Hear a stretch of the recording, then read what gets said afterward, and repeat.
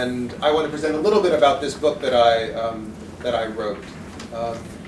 So there were some comments about this image. This image is China at night. That it's China is unsurprising. That you might not be familiar with these kind of images of satellites that satellites take at night. So they're weather satellites. They're mostly tracking clouds and these types of things, but occasionally there aren't clouds, and so you can see cities and the lights that they produce. This image, I think, is not only kind of interesting because of its attractiveness, and it actually is on the cover of the book, but it also shows something that is very important to me in the argument, which is that China has cities, has great cities, megacities, but it also has a lot of cities. It has a very spread out urbanization. And it's that spread out kind of urbanization that I want to focus on. So this quote, when masses dwell in villages, order prevails. When masses flock to the cities, disorder ensues. It's kind of an epigraph to the book. And I include it for a couple of reasons. First, it's always nice when someone in the 17th century kind of says what you actually argue in a book. And so it's nice to know that people have been talking about instability in China, in China's cities in particular, for a long time. At the same point in time, I also put it up because there is this kind of meme out there that Mao put forward. A single spark can start a prairie fire. And that's true. A single spark can start a prairie fire, which are much more likely to start a large fire if you have lots of sparks gathered together in a particular place. That is, it's not just rural areas that are dangerous. In fact, the kind of balance of danger in a country is not rural. Most of the time, it is cities that are dangerous. And we can see this in Tahrir Square. So this is Tahrir Square in 2011. This is the Arab Spring. This is an image of the kind of major protests that led to Mubarak being ousted in that country. Now, we know that kind of democracy in Egypt did not go particularly well, but at the same point in time, for Mubarak, that was a very important moment, right? So even if in 2014 we know that kind of a military dictatorship has returned to take over Egypt, for Mubarak and the Mubarak regime, that event and those protests were very significant. And I think this idea that urban protests can be dangerous and are important for dictators is something that is very important for us to think about. And so there are three puzzles that I kind of argue motivate the book. The first is the puzzle that almost all people that write about China or think about China talk about, which is, why does the CCP endure? It's kind of the big question. And I have an argument that kind of goes at that, but it's not, of course, the only argument. There are lots of arguments as to why the CCP endures. These other two are more directly related. The second, how has China evaded the slum-filled megacities common in other developing countries? If you go to China's cities and you go to India's cities, or you go to Cairo, you go to Egypt, these are kind of the cities, the nature of the cities just look very different in terms of slums or the absence of slums in China. Yet China is urbanized. How has it managed to urbanize without these megacities being slum-filled? And then third, why has China shifted away from urban bias? And I'll talk about more what I mean by that urban bias idea. Political science kind of knows a couple of things, and one of the things that we think we know are that large cities are dangerous, and that in particular kind of theorizing why they are dangerous is something that is important to think about. Large cities are prone to effective collective action. And there I want you to think collective action, protests, but also the effective part is important. What does effective mean? Effective means that you can get lots of people together in one place, in a large number of people. No one talks about the share of the population of a city that shows up at a protest. People talk about a large number of people showing up, right? So the streets, Broadway was closed because there were protesters in New York a couple days ago. People didn't talk about, well, only 1% of New York's population were protesting. They talked about the city, the streets were closed. Similarly, the Tiananmen protests were not a large share of Beijing's population, but they were a large enough population to be described as a large protest. So large cities are dangerous because it's easier to have a lot of people show up in a particular place, and so to be effective in this collective action. Large cities are also focal points for state control. That the fact that the Tiananmen protests were in Tiananmen Square, right next to the Great Hall of the People and down the street from Zhongnan High, is very effective because that's the center of government. And if the government can't control its own neighborhood, its own block, then that says something about its ability to control the entire state. And so this is the case generally for cities, particularly capital cities. They're also the economic heart of regimes, being able to stop traffic in an industrial town or to slow down a port. These types of things really do matter both politically and economically. They're also observed. People see these protests in a way that a protest in the middle of nowhere is not necessarily observed. Large cities are difficult to govern. It's complicated and difficult to figure out how you kind of deal with 20 million people in a particular place. It's also hard to observe where people are going, so that if there are dissidents, if there are individuals who are kind of getting together, this kind of large cities bring people together and bring opportunities to hide from the state while being near the state, near the center of the state. And so they're difficult to observe and govern. The core of the argument that I make is that China has used redistributive policy and migration restrictions to manage urbanization and reduce urban threats. In particular, China has spread out, just like that image of nighttime lights in China, they have spread out urbanization to avoid urban concentration. That is kind of putting all of your eggs in one basket, all of your urban population in one city. And this avoiding of urban concentration helps account for continued CCP rule, both in China and regime survival cross-nationally. So when I first kind of got interested in this question was 2005, 2006, when I was kind of figuring out my dissertation, so what one does. I was hearing kind of two stories, two things that really kind of thought were really important. First, I was hearing this expression, Latin Americanization, that the Chinese government was scared of Latin Americanization, and that did not mean Peruvians going to China and stealing their jobs, but meant something else very different. It meant megacities and the inequality, slums, and crime that are associated with the megacities of Latin America. And in addition to that, and so those Chinese writers and kind of those affiliated with the state would talk about those problems of avoiding Latin Americanization. What they wouldn't talk about is the kind of ancillary thing, which is that these regimes don't survive. And so I can talk about the way that I measure regime and what is an authoritarian regime and its duration, but just to kind of go on those measures, Latin American countries have authoritarian regimes that do not endure. And it's not something about culture of Latin America. I argue it's about their city structure. It's about the fact that they have large cities that dominate the urban space and that are filled with slums, and this is unstable. Non-Latin American regimes tend to endure much longer, and so the extent to which China was falling into a Latin American development, this is something very dangerous from the Chinese Communist Party perspective. At the same point in time, I was hearing stories about kind of abolishing agricultural taxes. This is something that people talked a lot about. Premier Wen Jiabao is talking about this. So this year, this is 2006, we will completely rescind the agricultural tax throughout the country. Of course, in China, these things have long histories. So the agricultural tax has 2,600 years of history. And so at some level, I thought it was interesting to think about this.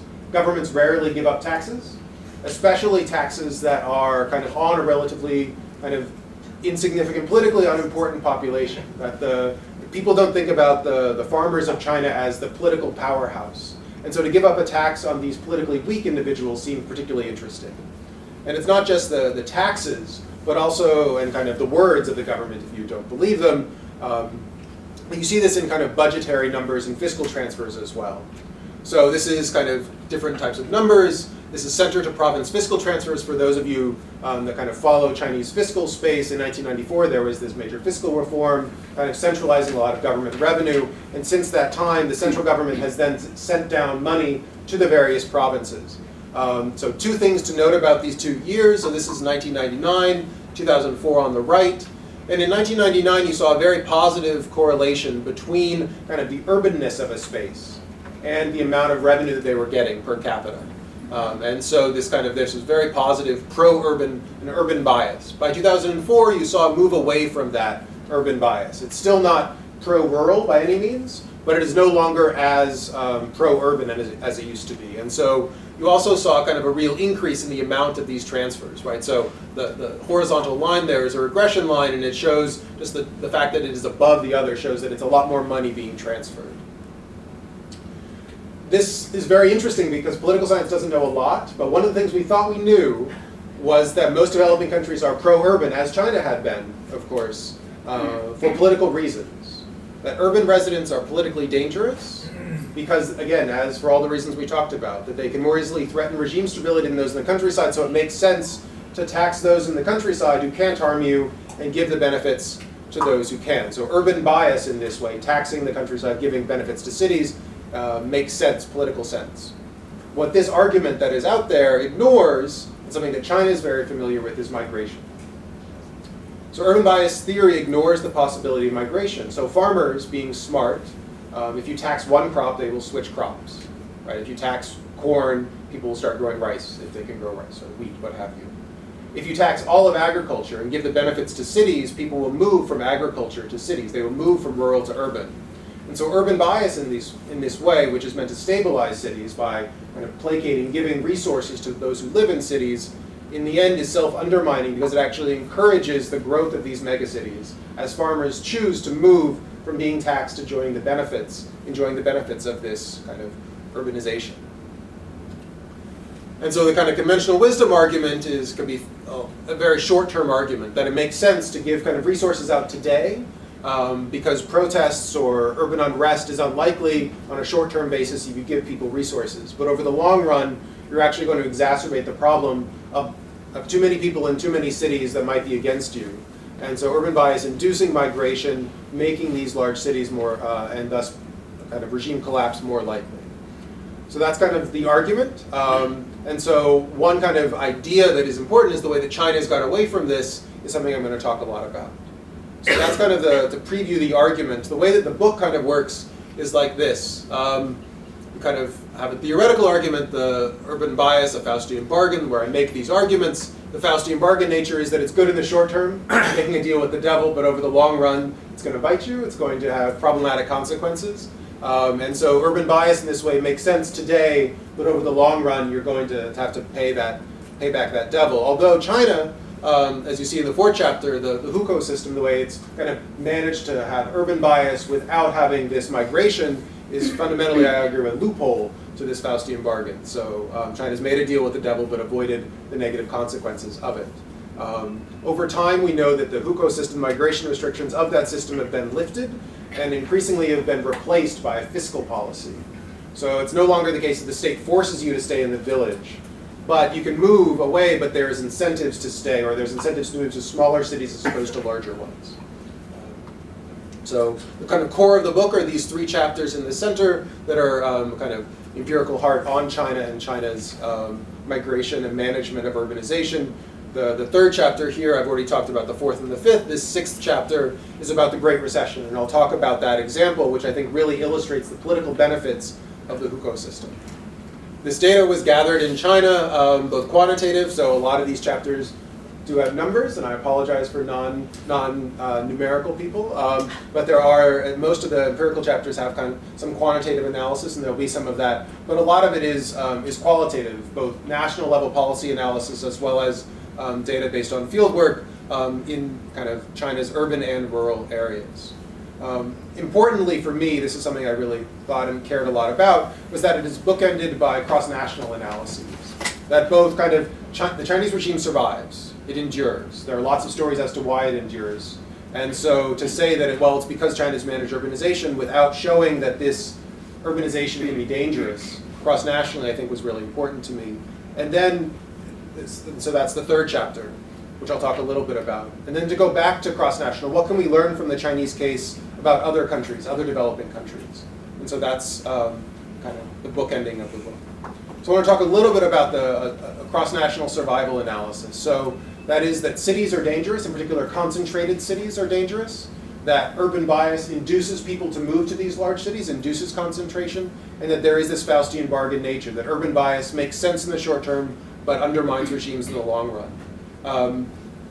One of the important points that I want to make is that, again, this is not about the end of authoritarianism in a country, because in the end, if a king is killed because of a general like pushing him out of office, or one general is killed by another general, for that general, that's the end of the regime. It doesn't matter that much whether it's democracy that follows or another dictatorship. But for me, for my dictatorship, I care about the end of my rule. And so I think to understand the politics of these regimes, we need to think about kind of non-democratic or authoritarian to authoritarian transitions. And so I think about those transitions, not just democratization. And so if you kind of go cross-nationally, you can look at high concentration regimes, that is, countries that have kind of high levels of urban concentration where the main city is kind of over the bar, just tend to last much shorter than those where the relatively low concentration. This incidence rate is kind of from the medical jargon. The survival analysis comes from medical, and they don't the medical world, and they don't like to use the kind of more appropriate that it's death rates that we're talking about. So there's a political correctness here. So incidence rate is the death rate of regimes. So 9.1% of regimes die on an annual basis. And this is under 6% for those with levels of low concentration.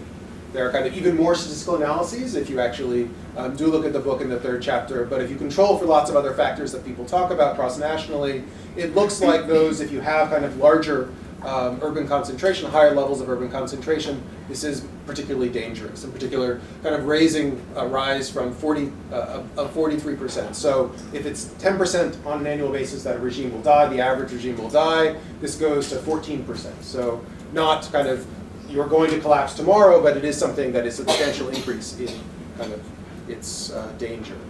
So knowing that cross-nationally, we can talk more about China's management of urbanization, which is why probably you're all here. And so I want to talk a little bit about kind of different pieces of that: migration restrictions, redistributive policy, and this case study of the global financial crisis. So again, we think about China and the Maoist regime as kind of coming from the countryside. And of course that was the case. But even before October 49, when China stood up, Mao and the Central Committee are realizing or kind of declaring that the center of gravity of party work must be placed on cities. That there is this move from an idea that we are a kind of rural revolution to now that we are governing, now that we are winning, this is going to be an urban revolution, an urban communist state, and follow a Soviet model of development of heavy industry in the main cities.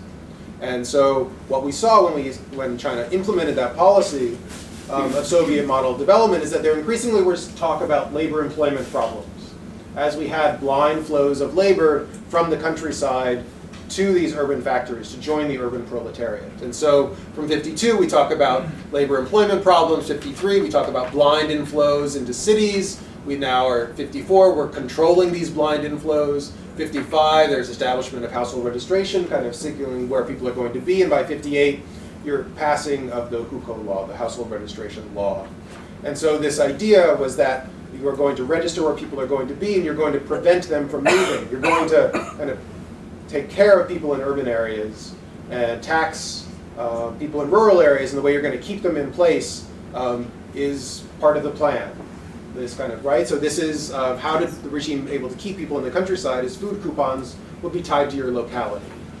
So in order to buy things under a planned economy, you can't just give everyone the right to buy whatever they want or the plan falls apart. So you allocate the right to purchase goods, and in particular and importantly, those abilities to purchase goods would be tied to a locality. So you wouldn't, even if you had the money to buy rice, if you moved to the city, your food coupon for rice would kind of be invalid if you actually did move to the city. And of course, in addition to that kind of planned economy, there was repression. People were kind of pushed back and pushed away from urban areas.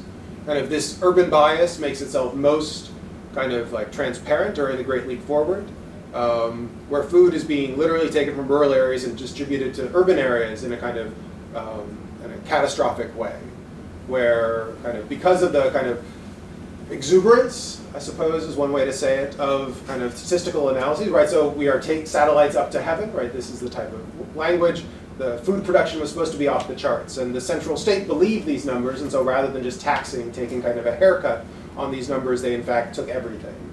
And so the people that died during the Great Leap Forward and the famine associated with it died in the rural areas that were growing crops, whereas people in the urban areas died at much lower rates. Barely an increase above standard rates. And so you can see this in the kind of political language. So the dead in each province are the problem of that province. The deaths of Beijing are a problem for the People's Republic of China. So Peng Zhen was in charge of Beijing at the time, so he was particularly interested in Beijing's stability. But even Deng Xiaoping, who can't see that necessarily there at the bottom, a food shortage in Sichuan had less serious political ramification than food shortages in big cities, and this is particularly significant because, of course, Deng is from Sichuan. So this idea that the kind of the big cities and stability of the large cities in this moment of crisis is what mattered. Even when China begins importing food, it's near the end of the crisis in the 59, 60, or 60, 61, most of that food is distributed not to rural areas that are actually starving or have the starvation problem, but to urban areas. So a similar story about urban chaos and the dangers of it can be seen in the Cultural Revolution, where we had kind of Red Guards marching in the streets of China's major cities. And of course, this was not unintended, right? This is Mao using urban chaos for his political advantage. But at the same point in time, something that's interesting is the way that this chaos was dispersed, and it was dispersed to the countryside, right? The sent down youth. So how do you deal with chaos? You send them up to the mountains and down to the villages of China. And so this kind of, the Mao era, even though we associate Mao with the countryside, there was this real sense in which political stability of urban areas was extremely significant. But we think about Chinese political history in the kind of Mao era and then a reform era. And so you can think of this as moving from rules to incentives. So just as the kind of move to the economy from planned economy to market economy, you can talk about kind of rules to incentives in terms of keeping people in their place. So controls on populations were relaxed, so you no longer needed a food coupon to buy rice or to buy oil, and so you could move. But there remains discrimination against migrants. Migrants are not given access to social services in cities. These are things we know. And including policies to the, like, as absurd as kind of leave the land but do not leave the village. This is kind of rural, well, there are a couple of policies. One, rural industrialization, so China tried to industrialize in the countryside in a way that most countries haven't, as well as kind of literally rural urbanization, right? So people have gone to China now. Increasingly, if you go to the countryside of China, you'll see apartment complexes, right, 15 stories tall in the middle of fields. This idea of kind of trying to preserve land, preserve people in the rural areas rather than kind of move to large cities. And I think this kind of the importance of this system is very important. Rural land remains collectively owned.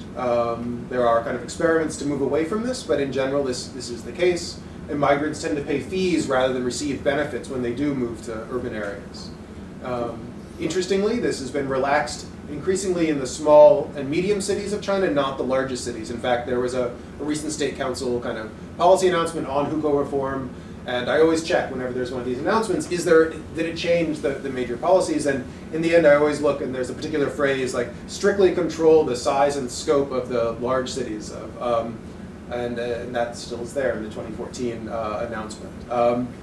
And so this example in particular, this is Cities People Congress proposes reducing the low-end workforce, that is pushing out those who are not from, this is Beijing, not there. Economic development does not mean uncontrollable population as the capital. Beijing must control its population. So I think there is this notion to this day that China in particular is worried about who is making up the population of its largest cities. And this language is still there in the policies. So the story of the global financial crisis really illustrates this in a lot of ways. As I said, I began this with a dissertation. That dissertation was written and kind of finished. I was signed off and kind of certified in 2009. And so in the end, in the conclusion of that dissertation, there was kind of a reference, there was this global financial crisis and things happened that fit the argument. But the book kind of delves into this much more seriously. Because the global financial crisis really is a great illustration of one of the things I always heard, which is the hukou system is kind of a system, a social security system of last resort. That land, the idea that rural people and migrants were still tied to the land, and that if they lost their jobs, they could still return to the land, that this would enable people to kind of disperse from urban areas, and that this might be politically stabilizing. A lot of books that have been written about China, books that you've heard about in this room or other rooms, begin with something like, even if China's economic growth continues, X, Y, and Z problems might undermine the continued prosperity of the country or the regime. But that first part, right, kind of assumes that if economic growth were to falter, that things would really be serious. And fundamentally, the global financial crisis was a real moment of economic danger for the regime. And discontent that really did arise at that moment was structured, dispersed, and reduced in ways, because of the hukou system, in large part, that kind of fit the argument. In particular, there was reverse migration. By the millions, they returned to the countryside or to small cities in the interior, migrant workers who lost their jobs. And the stimulus funds that kind of come in and employ these individuals are directed not towards they actually lost their jobs in kind of the coastal areas, but actually in the interior of the country. And so to kind of go through that story, the Chinese economy was falling off of a cliff in 2008, just like the rest of the world economy. We forget about this because China recovers very quickly, but and the Chinese growth story is such that kind of we just expect everything to grow, but this is actually not just a decline in growth, but actual decline in exports, kind of about $1 billion a day of things that used to be leaving China that were no longer leaving China, kind of over a 3 to 6 month period in the summer of 2008. It's not just exports, but also kind of domestic rail freight and other things. And you can use almost any measure. The exception is GDP. Those who, I actually have a paper on GDP manipulation if you want to talk about that. But anyway, there is this story that I think the Chinese economy really does dip down. And of course it returns to growth, but in large part that's because of the fiscal stimulus that the Chinese government puts forward.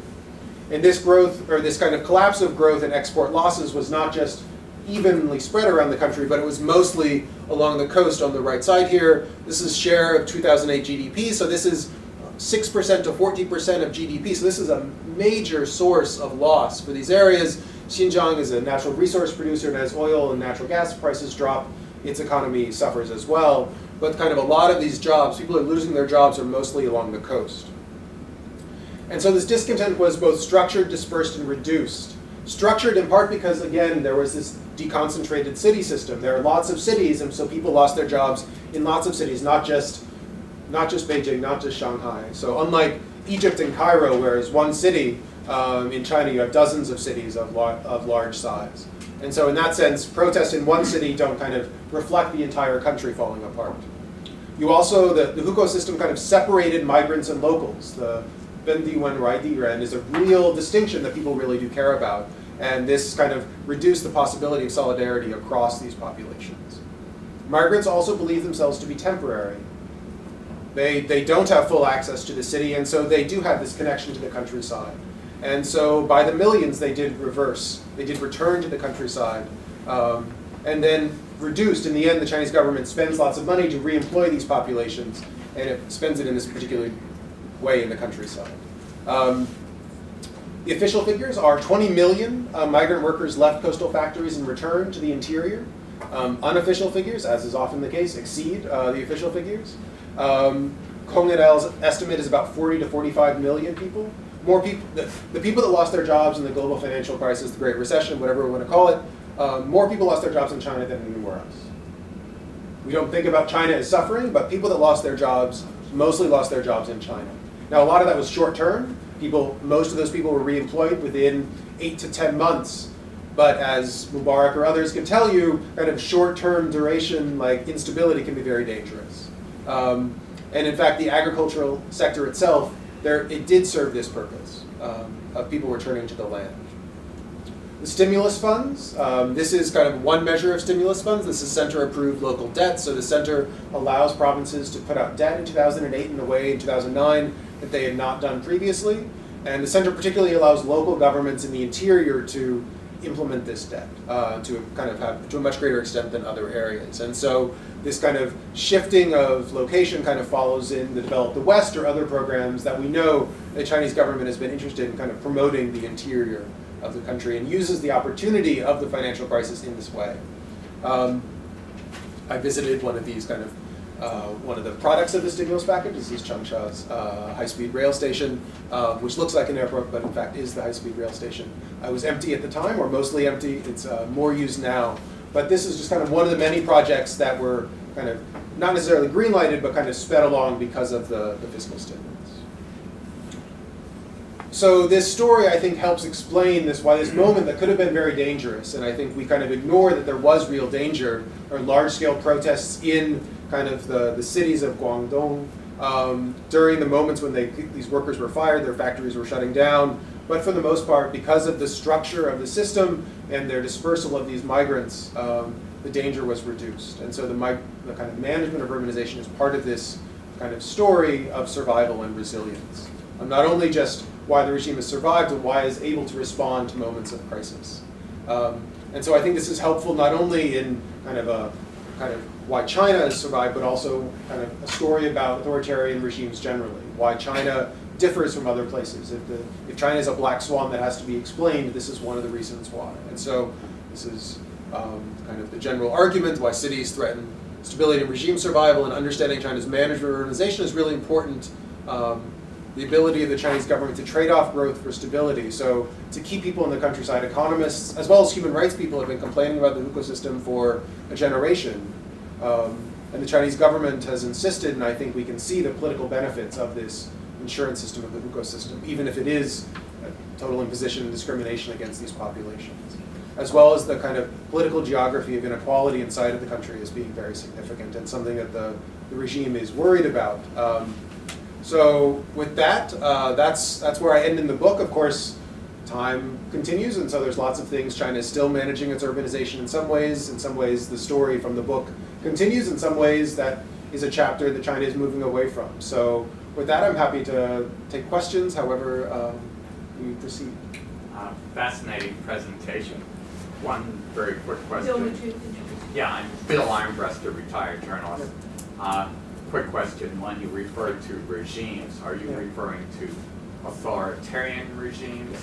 Yeah, so this is a study of non-democratic regimes. So authoritarian, non-democratic, I tend to use those terms interchangeably. And secondly, recently, hasn't the government really been trying to induce the rural populations to move into cities? I think maybe to create new cities, actually, which seems to run counter, at least in part, to your thesis. Yeah, so I would say again, it's not that the regime is anti-urbanization.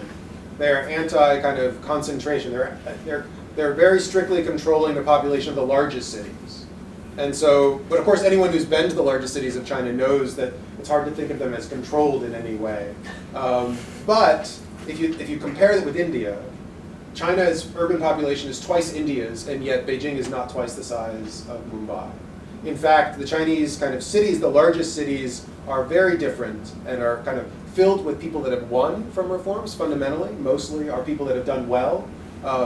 In fact, the point systems that we talk about, kind of getting access to hukou in these large cities, kind of points towards those who have college educations and jobs and these types of kind of stabilizing effects. So the regime is not anti-urbanization, and that's something that I want to emphasize, but they are in particular trying to control the population of the largest cities in overall size and scope, but also kind of in quality, to use the phrase that the Chinese government seems so willing to use, people that have done well and are more likely to support the regime. But they have been emphasizing the growth of small and medium cities in a lot of their work. And I think that that's something that we saw in the 1990s, these policies kind of promoting small and medium cities, and they continue to do so to today. Right, because I've read about, people from rural areas just feeling so displaced because they've been forced out of their villages and now living in 17-story high-rises. Yeah. So that's happening in both kind of the areas surrounding small cities and large cities. Kind of China's cities are growing in a lot of ways. But even in rural areas, you are sometimes seeing local governments pushing people off the kind of traditional land to more efficient housing, so into kind of urban spaces, essentially towers in the middle of nowhere. So sometimes those towers are near the edges of large cities. Sometimes those towers are in the middle of fields. Right, but I think that would encourage discontent among the people who've been forced out of their villages where their families have lived for centuries. I think that's right, but in the end, discontent is going to happen. And I think the regime, or authoritarian regimes in general, are willing to trade off kind of isolated discontent of particular villagers in small kind of spaces with those in the largest cities, and that they are willing to kind of make sacrifices. And those kind of poor populations, I mean, this is fundamentally urban bias, right? You're paying, kind of putting the burden on these people in the countryside to benefit those in cities. Even though the people in cities are richer, better educated, have better access to social services, it's absolutely regressive. But the regimes do it because people in cities matter more politically.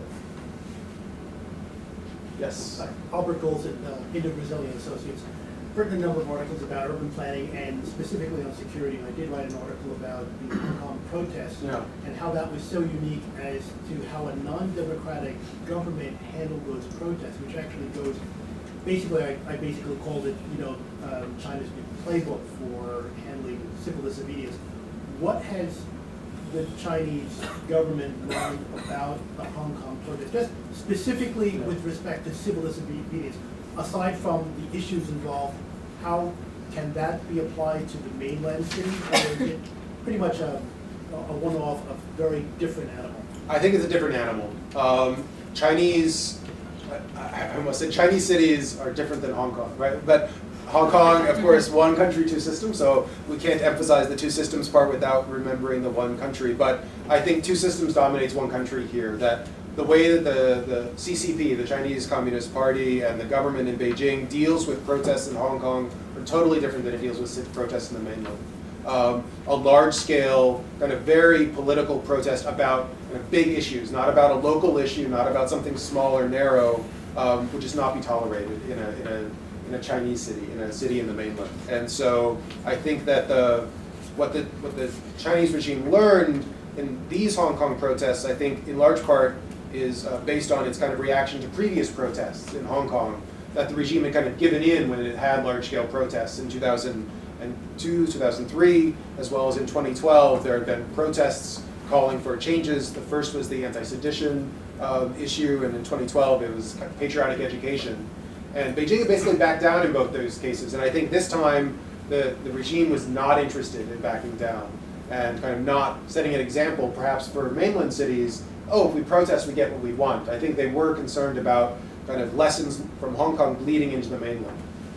But fundamentally, I just think that there is, I think, two systems, that the Hong Kongness of the Hong Kong protest matters more. Just to follow up, Yeah. could you say that? Why did they back down the first two times and not this time? I think the issue is that they didn't want to kind of follow, oh, every time there is a protest, we're going to back down. I think in 2003 they made a pragmatic decision. Oh, well, maybe we went too far, we'll back down. 2012, it was about, it was about patriotic education. Maybe they thought that they were kind of creating divisions more than actually building nationalism. And so they thought, well, this is backfiring, we're going to back down. 2014, this is about kind of democracy, and that's very dangerous for the regime. And it also is it would be a third strike. And so maybe you can have two strikes, but not a third. So maybe the regime is playing baseball in this way. And so two are just kind of two isolated incidents separated by 9 years. But just 2 years later, for another large protest for Beijing to back down again, I think would maybe kind of set up a narrative that Hong Kong protests against what it wants, and that was not a narrative to put forward. Yes. Hi, I'm Qing Dao from Fordham University. Thanks, Jeremy. This is wonderful, and I keep thinking about the first question, which I fully agree with your thesis that the Chinese government is probably most worried about concentrated large cities, but they must be simultaneously also beginning to worry about the small-sized cities and the countryside. Yeah. So they are relieving the agricultural taxes, they are expanding social services, social benefits to the rural area and small cities at a huge, very rapid extent, which is costing a lot of money. Yeah. And I think at the same time, social media is used so much in China, so everybody is empowered. Information is, which you will study in your next book, is transformed so quickly. So at what point, or how would those tip over the regime survival? So these are two really good questions. The first, I think, kind of fits with the argument. So one of the things I didn't show is that even the abolition of agricultural taxes, the center sent down lots of money to rural areas. They couldn't collect these taxes anymore, so what are they going to do? Even that money is actually related to the stability or the kind of unemployment rate of nearby cities. So even money going to the countryside, because there is money going to the countryside now more than there was, is still kind of shaped by where people are living. So since migrants tend to move towards their local city more than kind of cross-region, cross-province, by aiding the kind of rural areas around a city that already has high unemployment, you're going to keep more people in the kind of county rather than move to the larger city. And so there is this pattern kind of at the national level or at the subnational level that kind of fits the general story. It is the case that kind of this promotion of full access to social services is kind of more developed in small cities as opposed to large ones. And I think, again, that fits. It's not anti-urbanization, but it's anti-concentration. It's trying to support the smaller cities. This other story about information and the internet is interesting. The conclusion of the book, actually, there is this interview that Ai Weiwei, the dissident artist Ai Weiwei, did with Foreign Policy a couple of years ago on their cities issue, and he said that Twitter is my favorite city. And so there's a section of the book, because fundamentally we do spend a lot of time kind of staring at screens, and how much does it matter that I'm staring at a screen in Columbus, Ohio versus on the 30th floor of this building in New York City. And I think fundamentally that it does matter, because I think protests online and kind of activism, it's not just information that matters, it's people in the streets and kind of people willing to risk their kind of physical bodies and people seeing that that is the case that matters, that people kind of writing snarky tweets online didn't get the same coverage that the protests people blocking traffic do in New York City or in Hong Kong or Beijing. And so I think that for regime survival, this kind of big, what is going to cause a regime to collapse, something online is unlikely to do so. It might help people organize a physical protest, but a physical protest is something that's going to be likely necessary for a regime to actually collapse.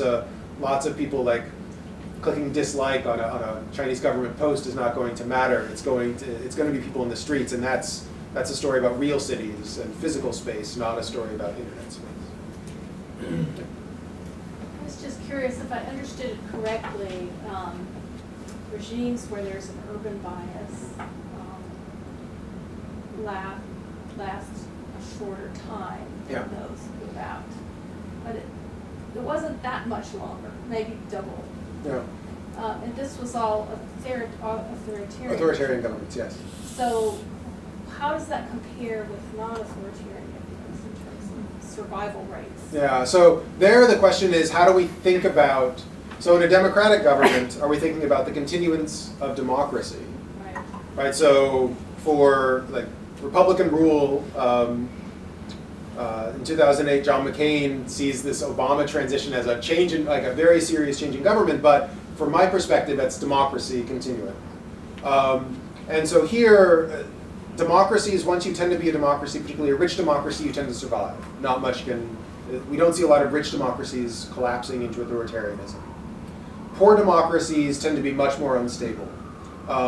I haven't really done this analysis, but the kind of initial analyses about urban bias that people tell were in sub-Saharan Africa, where they were looking at democracies, things that were kind of had elections but weren't that democratic, and they were telling a similar story of kind of urban unrest leading to kind of regime collapse, whether that be a democratic country or a non-democratic country. But kind of I haven't done a systematic analysis comparing these countries, these democracies to non-democracies. That this is about non-democracies, and I mean, in the end I'm talking about all non-democracies since 1945, and so in some ways to talk about all democracies too seems kind of over-ambitious. This seemed ambitious enough. But I do understand that there is this question, well, what about democracies?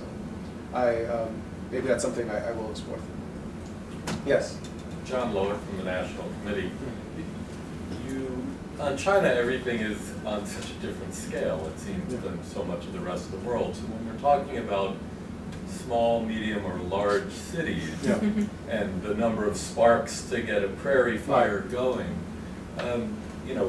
I've read that China now has 100 cities of 1 million plus, and looking forward in the next 20 years, people are projecting, 20 megacities of well over 10 million people. So even though you're distributing the population, what's the measure of what is too big too big to be stable? Too big to not fail. Too big to not fail. I think, so there's kind of two ways to look at this. One is that the story is about concentration, and that's what matters. And so the fact that there are anonymous Chinese cities of 5 million people matters, because if Zhubua explodes tomorrow, people don't think, oh, well, the Chinese government's going to collapse today. I mean, clearly. But the fact that it is spread out, I think, helps. But on the other hand, there is this fact that large cities, like separated from concentration, are also dangerous. And so the fact that Beijing is a large city by any measure makes it a dangerous. And so the cross-national analysis kind of looks at both. It looks at both share of the kind of urban population as well as kind of the total number of people in cities, and both are dangerous. And so I guess at some level it's a question of which dominates.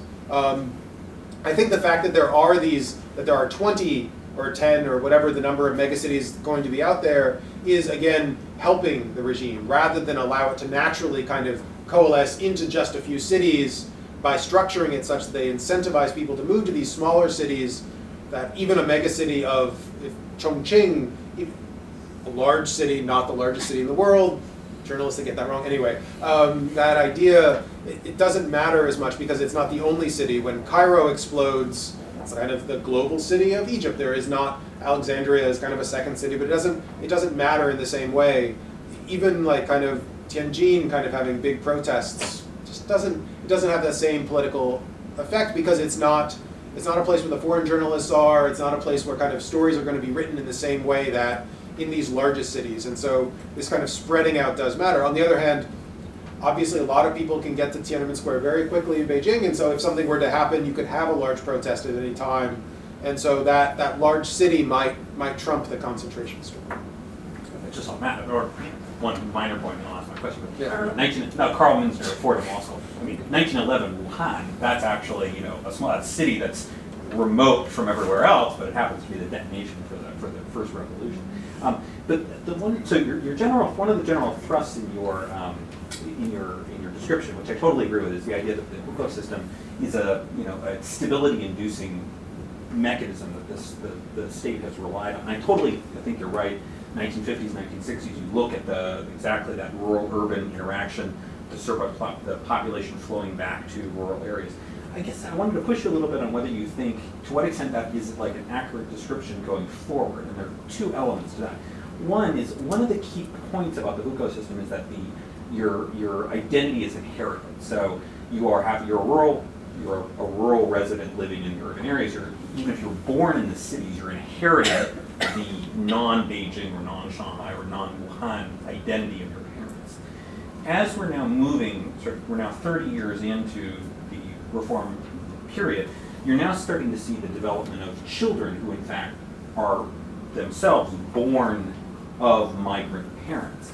So, that somebody could be sort of born of a migrant family living in Shanghai or Beijing, growing up there, but not actually really having any memory themselves of living in a rural area, but their whole life has been shaped by, I'm a non-local hukou holder growing up in the city.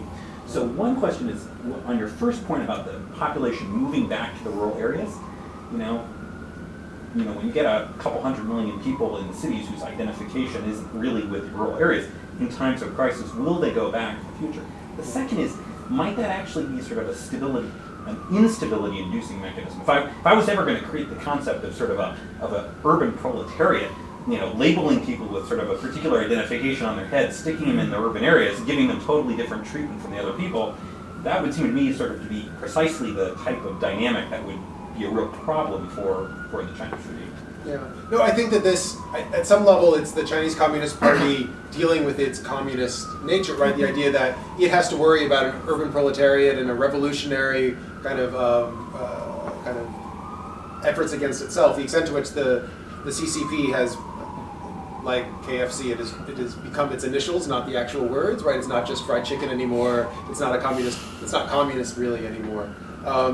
I think that this, the idea that the solidarity breaking effects of the hukou system dominate the proletariat creating kind of aspects of it. So the fact that you are separating the kind of one set of urban proletariat from another, so the Xiaogang workers or others who have been kind of pushed out but are still locals versus the migrants, I think that kind of the hukou system separates those populations, and so rather than kind of unifying them, they'd rather have this one discriminated against population, because then this other population that maybe isn't doing that well either, but at least they're not that. I think kind of creating this other category helps stabilize this kind of more important population. It also, while there is this population that is kind of never going to go back because they've never been there, there is also, like, we hear lots of stories about like left behind children and other things that the policies do induce kind of a temporary nature of migration. And so some, yes, are permanent, but a lot of others are kind of literally leaving their children behind because free social services in the countryside, the expansion of kind of education is not for all migrants, but for those still in the countryside, right? So free rural education. And so I think that they are kind of walking a difficult line here, but I think that the stabilizing of effects are still dominant. On the other hand, they are changing things, right? So they are making it easier to transfer your hukou in a smaller medium city. And what is a medium city in China? 3 to 5 million people, right? Like these numbers. So it is mostly about those largest cities that I think that this kind of real stabilizing, kind of separating effect matters. Yes. Yes. My name is Jay Henderson. I just have a question about what you think are the implications for China if what you're talking about holds true. You've said that short term it'll pay off, but longer term it may come back to bite you. Yeah. Well, so they have a loophole, right? So they made a deal with China the. had 9 years to leave. You have to live. No. So I would not. Where's China going to be in 20 years? With this kind of management system? So one of the stories, and I was wondering if anyone would ask about this. One of the stories that you're hearing about now is the promotion of megacities. So there are stories about kind of the Beijing, Tianjin, Hebei kind of story, and there's a Pearl River Delta story, and that they maybe are actually going to go forward and try to build these megacities. I've heard stories about this for a long time, but maybe now they're actually going to try to do this, to build up these large cities, and that goes against the narrative in a way that's about concentration. And so in that sense, the extent to which that is real is a story about maybe this book covers a chapter of Chinese political history, but that chapter might be closing. I don't know if that's actually going to happen. There's a lot of stories about the hukou system being abolished or disappearing, right? And those stories they don't really seem to go away. And every year, it's amazing that magazines and newspapers, and I apologize to any journalists in the room, publish the same story about, China abolishing the hukou system, 1997. China abolishing the hukou system, 2003. China abolishing the hukou system, 2007. Anyway, so these stories kind of get repeated over and over, and yet the fact that you still have to write that story implies that the government is still talking about how to actually get rid of this hukou system. And so I think that this, even these megacity plans that are being bandied about today, I wonder to what extent they're actually going to be put forward, because the stability-inducing effects of this system are so important that are they really willing to kind of get everyone behind changing the system? I'm not sure about. In general, I began my classes on Chinese politics with a kind of thought experiment. How many of you think the Chinese Communist Party regime, however we think about that, is going to survive by 2020, by 2030? And usually my students, it's the first day of class, and they don't want to raise their hands at all. So and it doesn't end up being a great exercise, because they're like, sure, whatever. Anyway, so I could change the question like, how many of it will collapse? And they don't want to raise their hand. Anyway, but this idea that the Chinese regime seems stable, and I think it is, and maybe it won't actually collapse because of anything I talk about. But this is a piece of the survival story. I don't think the regime is likely to collapse in the next few years. But I think the assumption that this regime is going to be around for another 65 years, I think is a bad one. To assume that a status quo bias that, well, it's doing great and is going to continue, I think that's wrong. Frankly, I think that the past couple of years we've seen a real change in the Chinese political system. And one of the things that I'm thinking about so when one writes a book, kind of write a book, and then it gets published, it takes some time. I won't talk about how long. I had a very nice experience with Oxford. But it takes some time, and so you kind of work on other projects as well. And one of the new projects that I'm working on is the way the Chinese government, I think, is fundamentally shifting under this new leadership of Xi Jinping. It's centralized in a kind of substantial way, and that I think we're entering a new mode of governance, a third era, a Xi era.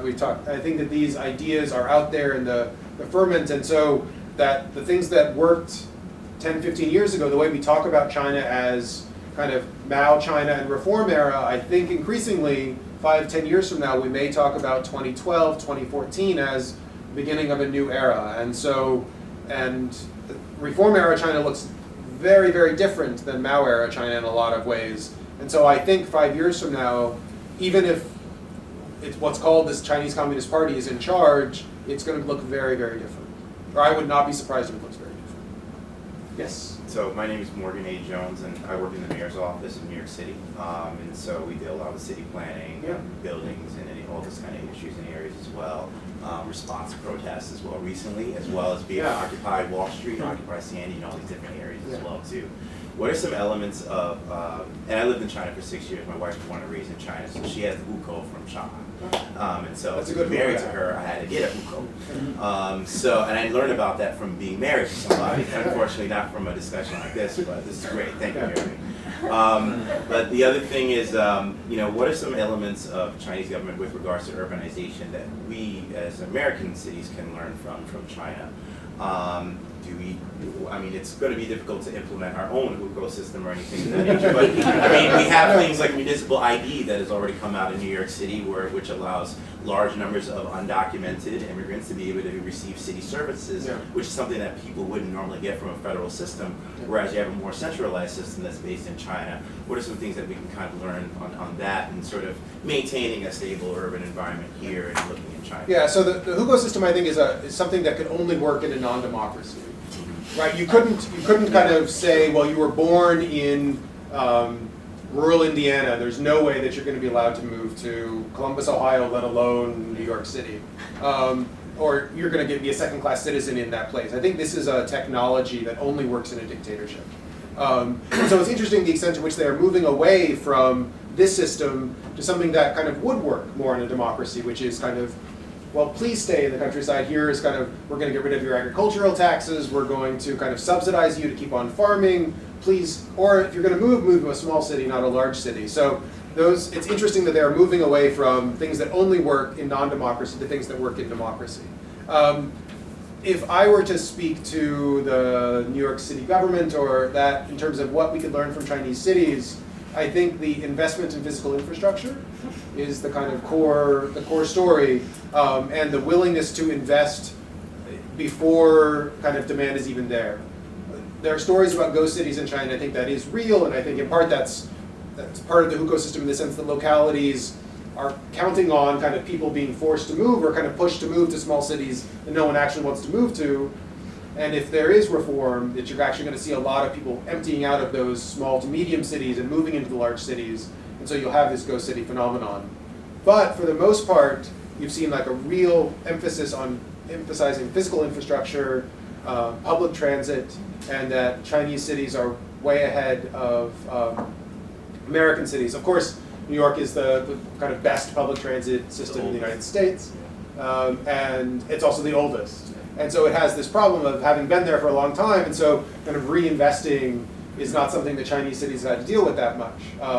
Right? Line 1 in Beijing is a lot, doesn't look the same as some of the newer lines, right? And so this idea of kind of, whereas New York had built its lines 100 years, or 60, 70 years before Beijing did. And so, and you can tell, at least for some of them, right? And so this idea that physical infrastructure and emphasizing it, because that's what makes cities, so cities are great, and I absolutely believe in the kind of vitality of cities, but physical infrastructure to make cities work is really important. And I think the physical infrastructure, and it's not the kind of, I fly into New York City airports, and so I care about AirTran and these types of things, but it's the physical infrastructure that gets city residents around the city that matter so much more than these kind of fundamentally show projects to connect people that fly into the city. And so I think that's where I would push. But the problems of Chinese cities are the problems of kind of new, what are we going to build next?